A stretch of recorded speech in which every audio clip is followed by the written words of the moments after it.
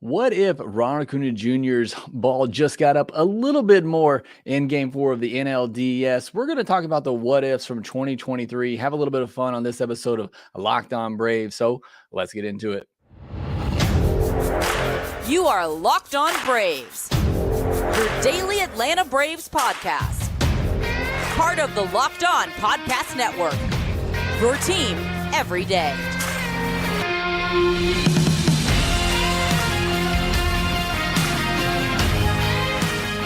Hey, and welcome back to Locked On Braves, part of Locked On Sports Atlanta, where we cover your favorite Atlanta sports teams each and every day. I am your host, Jake Mastriani. You can follow me on social media at shortstopball. Also, make sure that you check out my written work over at bravestoday.com. Got a good article up there today talking about Sonny Gray. Could the Braves get him at a discounted price? We'll be talking about all the free agents and everything, trades, all that throughout the offseason. But we're not done looking at 2023 yet. I promise we will move on. We got a lot of time this offseason. But make sure if you're new, subscribe on YouTube. We're up to over 70, almost 7,500 subscribers there now. So just keep pushing that. Appreciate all the support there. Hit the thumbs up button, notification bell, all of those great things to help support the show here at Locked On Braves. Thanks for being an everydayer. Those who continue to let me know in the comment section, I do appreciate it. And I see your comments. I try to get to all the comments out there, and you've been doing a fantastic job of leaving comments on each and every video. So thank you so much for all the support you give me here at Locked On Braves, listening to us each and every day. And in case you didn't know, during the offseason, I'll be doing a lot of these shows live. So be looking out for that link as well. I typically send that out from Lockdown_Braves on social media or from Shortstop Ball as well. You can probably get it both places. So you want to join the show live during the off season. I'll be recording those between about 8:30, 9 p.m. Central, just about every weekday. So would love for you to join me with that. We already got a lot in here already. One Iron Lung, Joe Me, Garrett Clemens, Devin Lyons in here, Charles Pruitt as well. Thank you so much for being here live. And I'm sure we'll have some more come in as we go along here. Today's episode is brought to you by Sleeper. Swing for the fences on Sleeper picks, and you can win up to 100 times your money. Download the Sleeper app and use promo code LOCKEDON, and you'll get up to a $100 match on your first deposit. Terms and conditions apply. See Sleeper's terms of use for details. Currently operational in over 30 states. Check out Sleeper today. On today's episode, we're going to have a little bit of fun. It's kind of tough still to look back at the 2023 season, but want to look back at some what-if moments. What if this happened differently, good or bad? We'll probably mostly focus on the things that would have changed the outcome for the Braves in a positive way, but I think there's certainly some things that could have happened this season, or things that if they didn't happen would have made a lot of difference for this season. So I want to have a little bit of fun. I'll give you some of mine. We got some on social media as well. I go over and some here as well. Those in the comment section. What's up to Matt Karcher in the comment section right now? Hey, Jeffrey, T-Rog, all of you, thanks for joining here live. Want to start with my first what if moments. And I don't think there's a bigger what if moment in 2023 than in Game 4 with the bases loaded, Ronald Acuna Jr. at the plate, waiting all series for him to have that big moment up against Craig Kimbrell. Rob Thompson has unloaded his bullpen, his best guys. This was the shot for the Braves, and Ronald Acuna Jr. just missed it. I mean, off the bat, I thought he got it. It just dies before the track there. Good catch by Rojas in center. But I thought he had it. I thought this was going to be the moment for Ronald Acuna Jr. And it unfortunately just wasn't meant to be. And I go back trying to find that hit real quick, because I believe it had first of all, Acuna had 4 hard hit balls in that game. It didn't find one hit.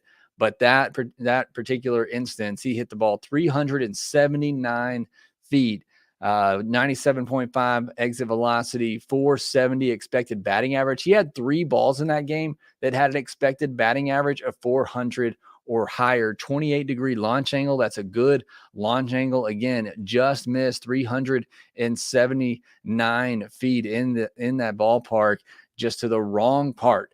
And what if he gets that just a little bit more and it goes out for a grand slam? What if it just hits off the top of the wall and the Braves at least tie it up there, if not take the lead. What could have happened? Would that have been the spark the Braves needed in that game? Look, they still would have had to close out the Phillies for 3 more innings. And, as good as the Braves bullpen was in that series, still, you would have had to close it out 3 innings in Philadelphia against that lineup. So it's not like it would have been a given that the Braves would have gone on to win that game, but certainly you felt like maybe that was the moment where things were going to shift. Acuna was going to get going with that big moment, get that big hit, and it died right there at the wall. And the good catch by Rojas in front of the wall, the leaping catch there.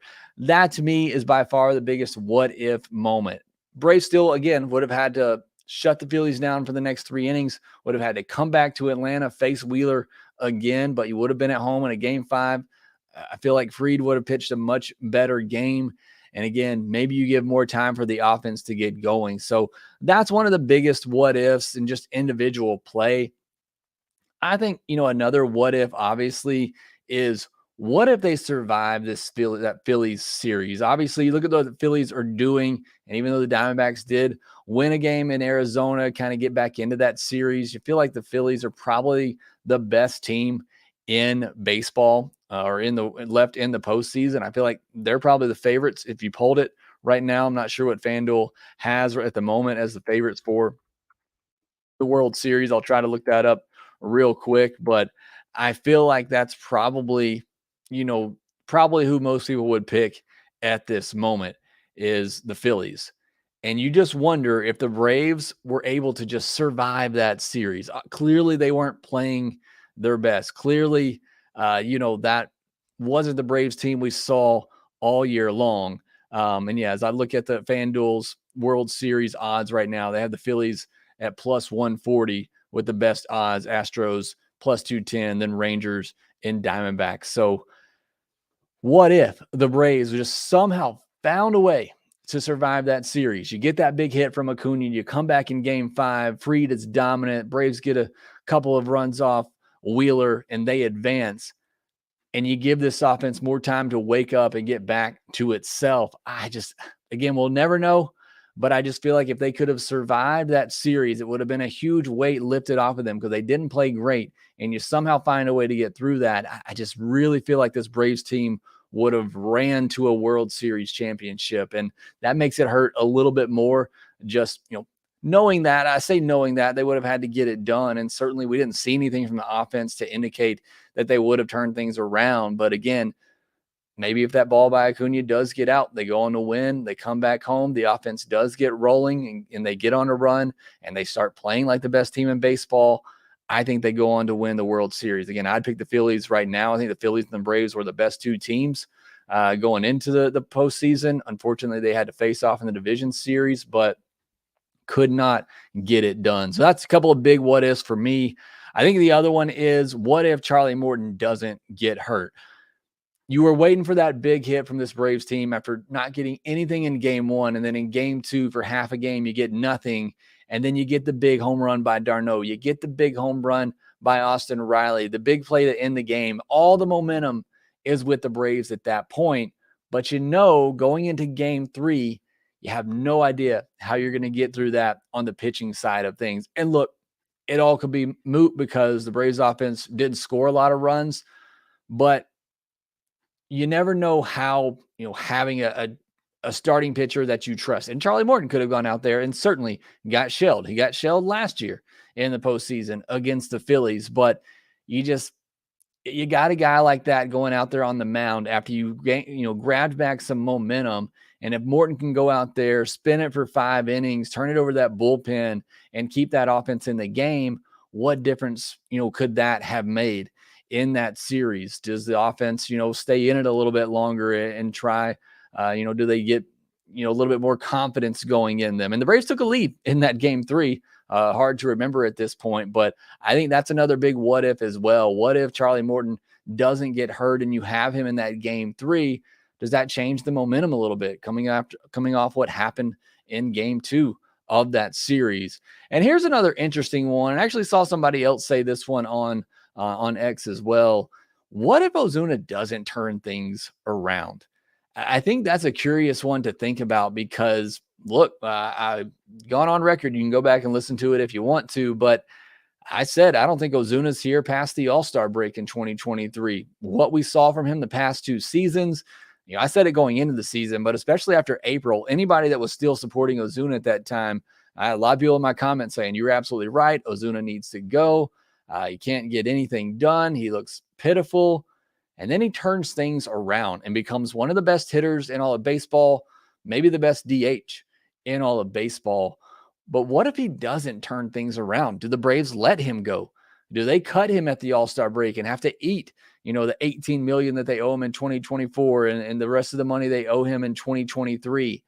That's a huge development, not just for the Braves offense, but for the Braves as well, who were, again, likely going to have to eat that money. And then what do you do in the DH spot? Does that open up more opportunities for Travis d'Arnaud and Sean Murphy? Maybe that helps them because they had to split time down the stretch, and it seemed like neither one really could get going.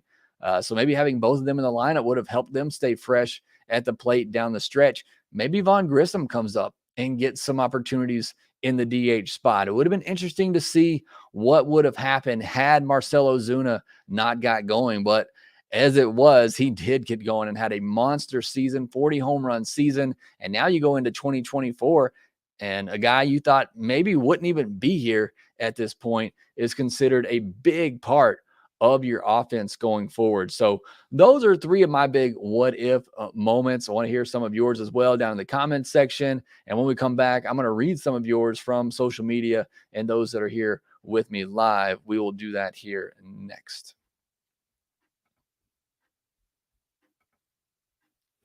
The MLB playoffs are here, and you have a chance to win 100 times your money with the Sleeper app.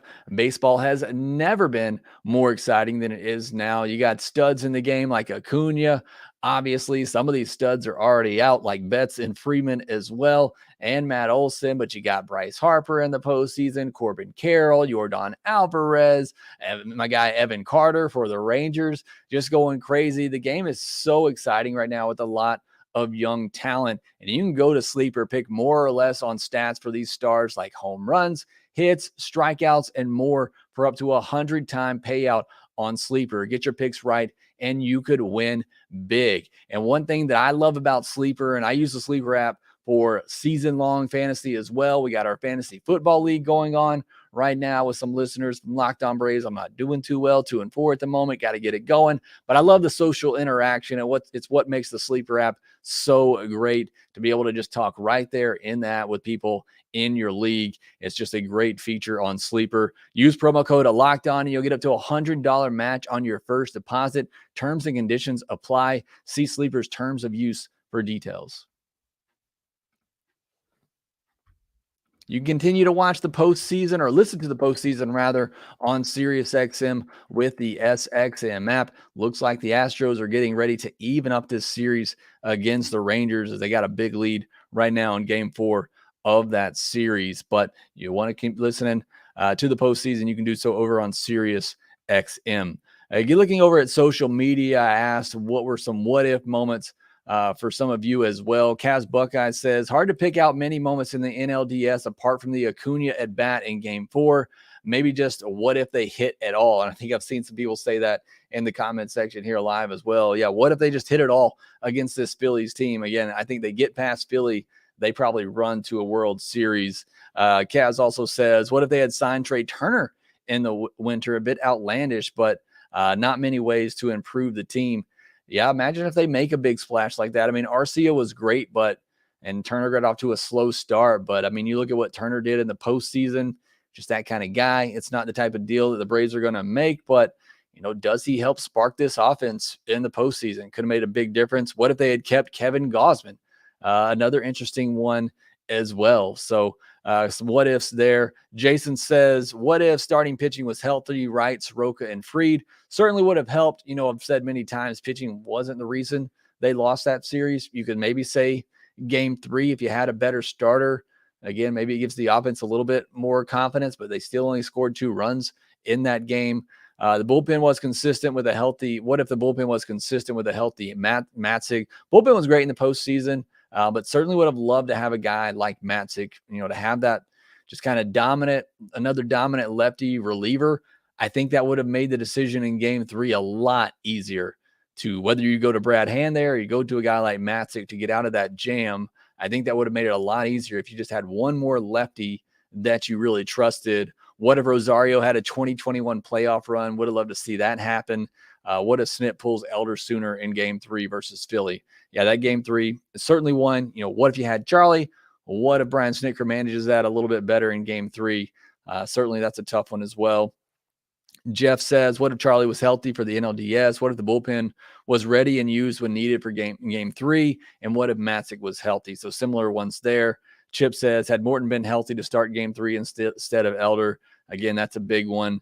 Sorry, Camp Baseball says, what if that ball Ronnie hit game 4, the DS had gone out and we took the lead? Yeah, that's the biggest one for me. We kind of talked about. Here's Tyler Masters. He had the Ozuna one that I had. What if Marcell Ozuna never broke out of that April slump? It's just crazy. That's a crazy one to me to think back on. What if Ozuna never turned things around? How do the Braves handle that? Do they cut him? Who gets those at bats at DH? I think that's a pretty interesting one. What if Max Fried never got hurt? Does he have a Cy Young caliber season? Does he get a huge contract?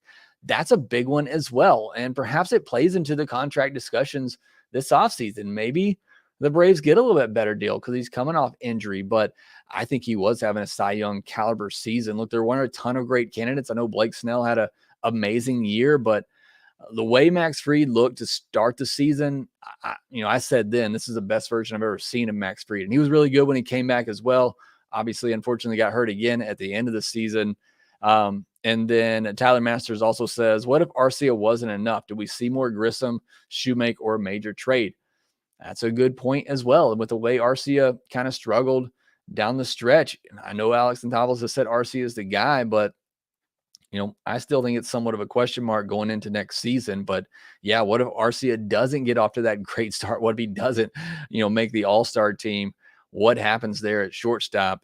Game Acknowledger says, got to be not punting on game 3 and trying to win it and doing something more tactically in the Philly against the Phillies bullpen games. Also, what if there was reseeding and the Braves played the Diamondbacks instead?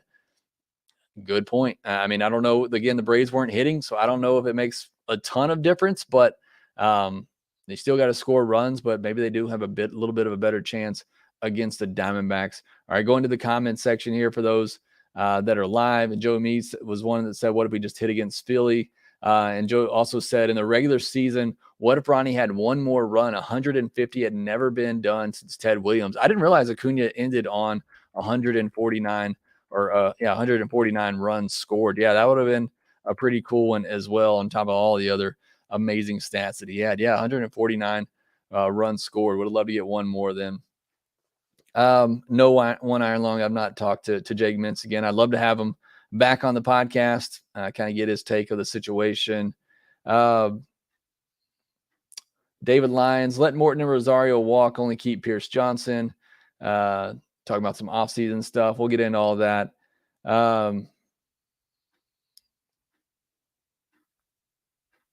Say hey to Matt. Garrett Clemens isn't a fan of Jake Mintz. Hopefully I can get him back on the podcast. Jeffrey Humphreys, yes, I enjoyed the entire regular season.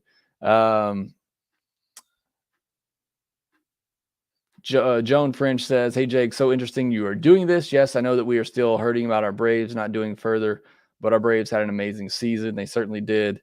And look, it's baseball. I had somebody leave a great comment. I apologize. I don't have the name in front of me, talking about the great moments and memories they had with their wife during the 2023 season. Look, only one team can win it in the end. And I'm not going to tell you how to be a fan, but if you can only enjoy and look back and enjoy a season, if your team wins a World Series, then depending on how old you are, you may have only done that twice in your entire lifetime. So baseball it's a journey, and it can be a fun journey, even if you don't sometimes love where you end up in the end. Joe, whoever won the Phillies Braves series is going to be massive favorites after LA lost. That's a what if that still does sting. If you just get past those Phillies, I really like the Braves' chances. Garrett Clemens says, what if the ball gets over Rojas' head? It's a completely different series. I agree. Maybe that sparks the Braves a little bit. And plus, that Phillies had used their best relievers there as well. He had spent them. So again, that game probably plays out a little differently, even going forward for the Phillies bullpen and how they utilize them. Trisky1 says, what if the Braves had gone through the wild card round and didn't have a bye?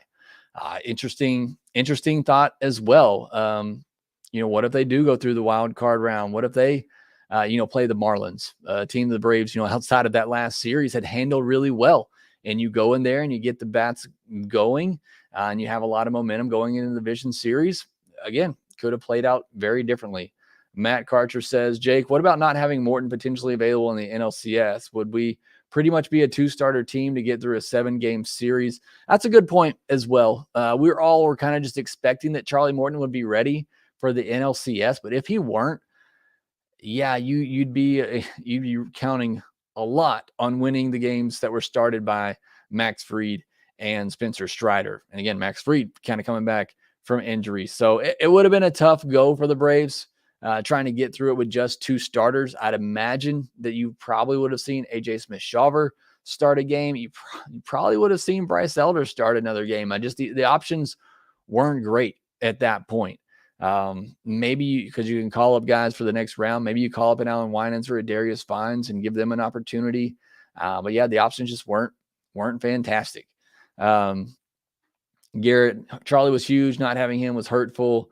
One iron long. I haven't left Jake Mintz off the hook. I've sent several messages to him. Would love to have him back on for sure. He's not why the Braves lost, but I don't agree with he did. Not that it was anything unethical. But again, what if Jake Mintz doesn't quote Orlando Arcia having a conversation in the dugout? What if that doesn't happen? Yeah, Matt, I'd agree. There was a lot of mental things going on in that series that I didn't love. Why I didn't like Jake Mintz posting, what Arcia was saying amongst teammates in the corner. Well, I don't really love that. He has every right to, and at the same time, the Braves could have handled it better.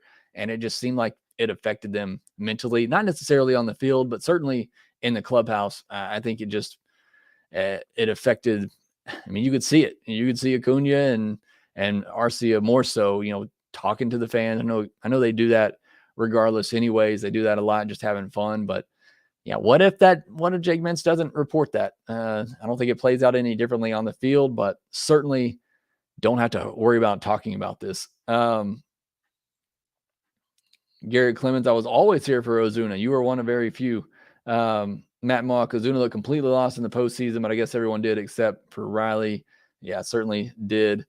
Joe Me, what if Eddie wins a Gold Glove? That would be amazing, I guess. And then what if he wins that Gold Glove and the Braves don't pick up his option? Pretty interesting offseason coming up for Eddie Rosario.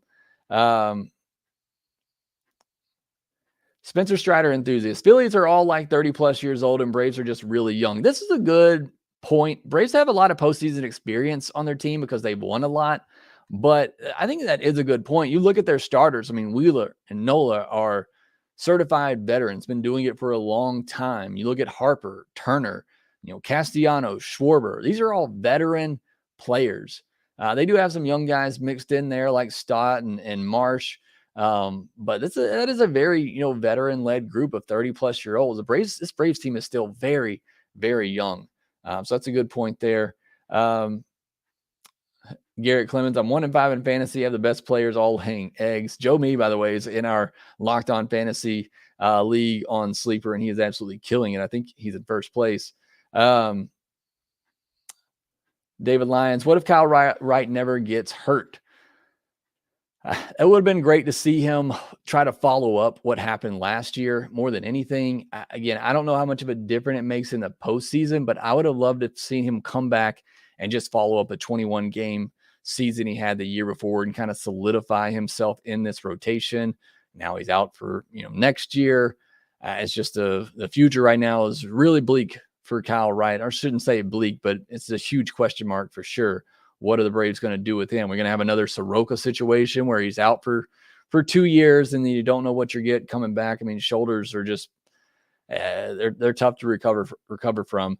Spencer Strider enthusiast. What if they trade for Jordan Montgomery? And that's really the only guy. You look at all the other players traded at the deadline. Max Scherzer gets hurt.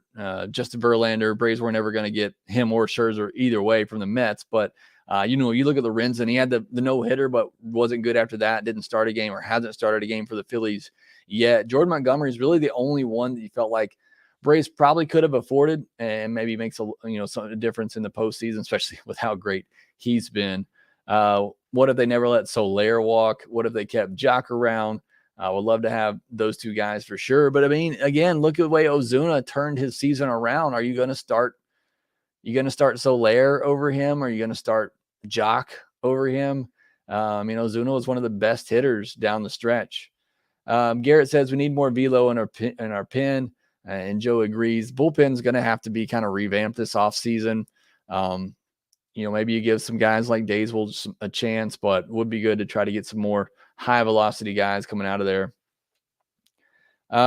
Jeffrey Humphreys, what if we had a Pete Rose type leader who could lead by example? I think most of the leaders on this team lead by example. I think we need a leader who's maybe going to be a little bit more vocal. I think is what this team needs. Matt Mock, what if Riley or Murphy stood in the way of the base path when Harper stared down Orlando Arcia's second trip around the bases? Would love to have a Brian McCann moment there. That would have been a lot of fun. What if the Braves actually won game one? It was close. Again, you go back and look at that series, and I'm sure nobody wants to, but game one was a 3-0 game. They had some chances in that game. You had Acuna and Riley come up with runners on base, and they both struck out. You had Ozuna hit a rocket right at Turner at shortstop. You had Ozzie rip that ball up the middle that Turner made a great play on. I mean, there were some moments, some what-if moments in that game, that could have gone the Braves' way, and they win that game one. I think it is a different series for sure. All right, looking for a couple of more here. Garrett says, thanks for everything this year. No problem. Hope you'll stick with me through the offseason. David Lyons, what if Soroka stayed healthy? That, unfortunately, could be a what if for just ever. What if Michael Soroka, doesn't tear his Achilles? What if he doesn't tear it again and he stays healthy and he's, stays on the trajectory that he was on to be one of the better pitchers, in baseball? That's going to be one of those sports injuries. Unfortunately, I think you look back on and say, just what if he would have stayed healthy? George Smith, Jake, the NBA and NHL don't reseed after the first round. The NFL does. I thought the NHL did as well, but I'm not as in tune with those leagues, but I certainly know it's something that MLB probably needs to look at. All right. So those are our what if moments. Thank you so much for, sending those in and having this conversation with me. I know it's not a lot of fun right now to go back and talk about the 2023 season. I promise we will move on to the off season, probably mostly starting next week. We'll talk about arbitration guys coming up, guys who have contract options, all of that. We'll start beginning all of that next week, but we got to get through this postseason. Still got a while before we need to get to all of that. So I do appreciate you going through the 2023 season with me. I'll probably do some player reviews as well, but for the most part, next week, we'll start to turn the page a little bit into the off season. And we'll talk about the postseason here next, where those series stand. We'll do all that here in a second.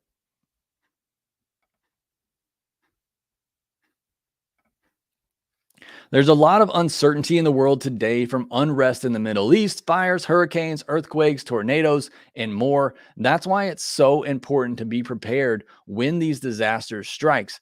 The Jase case is a personalized emergency medication kit that contains 5 essential antibiotics that treat the most common and deadly bacterial infections. You can customize your case and add additional life-saving medications based on your unique needs. Jase is continually working to expand their medication offerings. I got my Jase case. It was a super simple process to get mine ordered. All the medication arrives in the mail, and now I have it. If disaster does strike, we get tornadoes here, in the spring season. You just never know when these things are going to hit, and that's why it's important to be prepared. So go to jasemedical.com, enter the code LOCKEDON at checkout for a $20 discount on your order. That's promo code LOCKEDON at jasemedical.com. You can also go in there, purchase gift cards for family members or loved ones so that they can have a Jase case of their own and they can be prepared when disaster strikes. All right. Did just want to quickly go over the postseason real quick. You got the Diamondbacks, see Matt Mock saying go Snakes. They did win a game. That was a pretty exciting, entertaining game there. You got the walk-off hit by Ketel Marte. And so now that's a 2-1 series. We'll see if the Diamondbacks can get back in it. I still don't have a ton of hope for them getting into this series. I still think the Phillies will go on and win it, but at least maybe we got a little bit of a series now. We do have a series in the American League. I was going for the Rangers in that one. They took a 2-0 lead in Houston, and now it looks like the Astros are going to even up that series as I try to check the score real quickly while I'm recording. When I started jumping on, it was still 7-3. So looks like the Astros are going to even that thing up again. Got a couple more weeks here to go in the postseason, and then we'll really kick it into high gear for the offseason as we look forward to 2024 and how the Braves can once again put another World Series contending team on the field. So I look forward to going through all of that with you together this offseason. Thanks so much for joining me live. Thanks so much for watching the replay, being a part of Locked On Braves. Give me a comment down in the comments section. Hit that like button, subscribe, all those good things. I appreciate all your support here at Locked On Braves. Make sure, again, if you want to, you can catch all the postseason action on SiriusXM with the SXM app. That will do it for this episode of Locked On Braves.